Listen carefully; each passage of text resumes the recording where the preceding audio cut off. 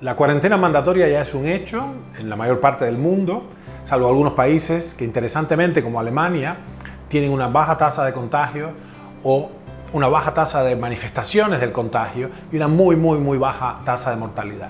Hay varias razones posibles para ello, ya lo vamos a ver. Cuáles son las implicancias epidemiológicas, cuál es la explicación de que haya una variabilidad tan grande de hasta 700% en la mortalidad en diferentes culturas, diferentes países, incluso de la misma región, como Europa, por ejemplo. La tesis que ha sostenido la necesidad de los sistemas de salud de hacer una cuarentena, de hacer un lockdown, de detener todas las funciones de la sociedad, es la idea de que la capacidad instalada del sistema de salud, que yo he diseñado acá hipotéticamente un país que tiene 126.000 camas de capacidad instalada hospitalaria, estriba, decía, en que si la tasa común normal de infecciones respiratorias en este caso es esta, triplicar o un súbito incremento de la demanda asistencial simplemente colapsaría el sistema entero. Para que esto no pase, entonces, hacen un lockdown, una cuarentena, y, al menos en teoría, esto, digamos, aplastaría la curva. Yo lo he dibujado para que se pueda cuantificar. Las curvas son difíciles de asimilar para los humanos en términos de reconocimiento de patrones o de sopesar las cantidades, cuantificar, y lo he hecho con estas figuras geométricas que son esencialmente las mismas. Eventualmente este sistema de salud hipotético, llamémosle Latinia, de esta ciudad o este país hipotético que he creado acá, va a tener que atender la misma cantidad de infectados que requieren internación, pero lo va a hacer en una escala de tiempo diferente. Acá lo va a hacer en un mes y acá lo va a hacer en un semestre, ¿sí? Según esta tesis, el lockdown tendría la virtud de preservar, evitar el colapso de los sistemas de salud, esencialmente deteniendo toda la maquinaria social, la maquinaria económica, todas las transacciones de un sistema tan complejo que tiene una velocidad, es un torbellino que funciona con muchas partes móviles. Pero bueno, eso, si bien un daño sistémico muy grande que se asume que va a haber, en particular económico, o así dice el pensamiento, lo que no se discute es que esto podría salvar vidas. Ante esto, ante la teórica capacidad de salvar vidas, porque el sistema de salud, la capacidad instalada del sistema de salud no colapsaría, bueno, es esta. La cuestión es la siguiente: existen otros modelos, otras simulaciones de diferentes escenarios, incluso hay un modelo que se llama Monte Carlo Simulation, la simulación de Monte Carlo. Hay diferentes modelos, dan panoramas muy diferentes, y nuestra visión de hecho es diametralmente opuesta, y nosotros no somos advenedizos en esto. Nuestro grupo lleva ya 7 años proponiendo un programa sistémico para las naciones emergentes llamado Soberanía de Salud, usualmente con el nombre de, Bolivia soberana, Perú soberano, etc. Y el sistema de soberanía de salud lo que dice es que las naciones tienen que tener el derecho de gestionar su salud con recursos propios, no comprando instrumentos caros que no pueden pagar, drogas de patente que no pueden pagar, etc., sino produciendo sus propios recursos. En particular y está el problema, con una descentralización de la atención primaria, donde implica que en vez de esta es la capacidad instalada, 3 hospitales, y todo el mundo acude cuando lo necesita esto, cuando en realidad lo que tendríamos que hacer es que los múltiples nodos que son la población reciben, al contrario, centrífugamente la demanda. O sea, la medicina va a ellos en vez de ellos a la medicina. Por algo que se llama Point of Care, en este caso Electronic Point of Care, EPOC. Nosotros hemos tenido mucha tecnología de una compañía que se caracterizaba por esto, que es Alere, ahora lo adquirió Siemens. Esto hace que el diagnóstico y el tratamiento primario o el assessment inicial del caso vaya al pie del paciente, a la cama.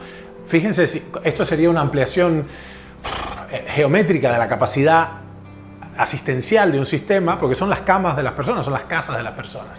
Por supuesto, la complejidad de las intervenciones que se puede hacer a domicilio es muy diferente, pero estamos muy cerquita de tener la tecnología para ello. Bueno, así las cosas, yo quisiera establecer ahora la idea central siendo de que aún un lockdown, aún una cuarentena mandatoria, no resolvería este problema, sino que en realidad esta hipótesis, esta escuela de pensamiento dice exactamente lo contrario, produciría 10 veces más problemas. La razón siendo que el conjunto de las transacciones que hacen a la economía, que tienen una cierta velocidad y una intensidad, de pronto se enlentecerían tanto, tendiendo a cero, que producirían entonces una disrupción sistémica de muy profundas consecuencias, no solo para el sistema de salud, sino para todos los otros sistemas que forman la ecología de una sociedad, ¿no? Veamos un poquito más.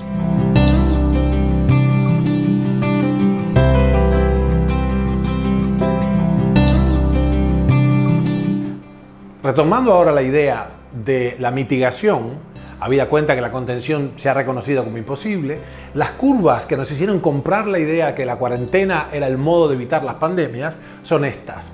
Pero veamos un minutico qué pasa con respecto a las otras causas de muerte, las otras condicionantes. En la capacidad instalada de este sistema, de este Latinia, este país hipotético que he creado de las 126.000 camas, en realidad no están todas disponibles. De hecho, quizás hay un 78% ya ocupado con otras patologías. ¿Cuáles patologías? Bueno, en la escala ya de las causas de muerte, la primera causa de muerte es aún, en la mayoría de los países, son las enfermedades cardiovasculares.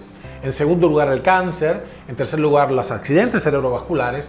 Y muy lejos por allá, otra clase de accidentes, crímenes, etc. Y las patologías respiratorias, en otro momento la disentería también.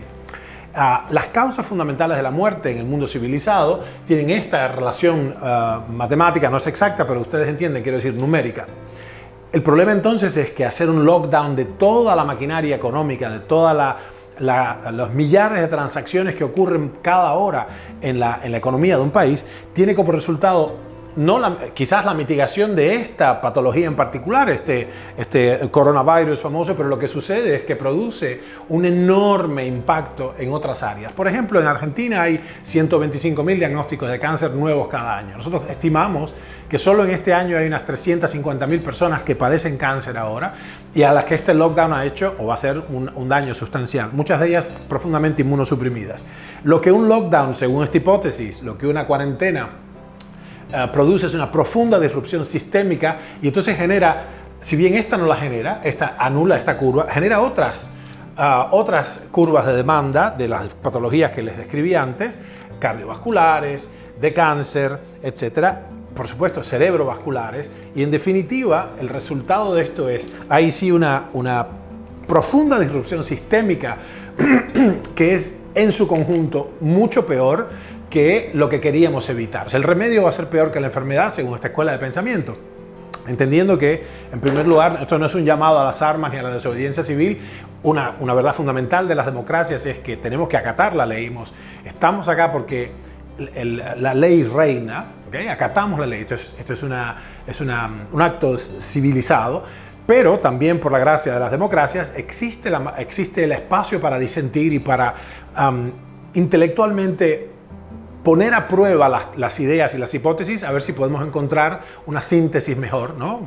Tesis, antítesis, síntesis, es una vieja idea dialéctica.